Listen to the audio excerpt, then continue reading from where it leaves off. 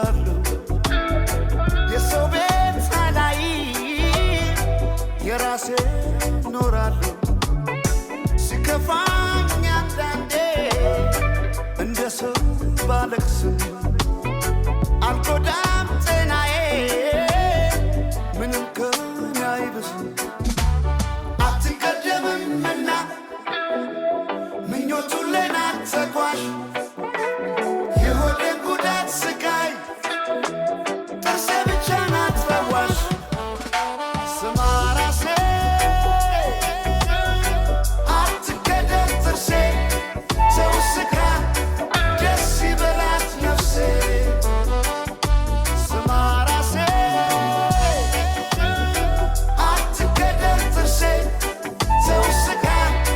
ደስ ይበላት ነፍሴ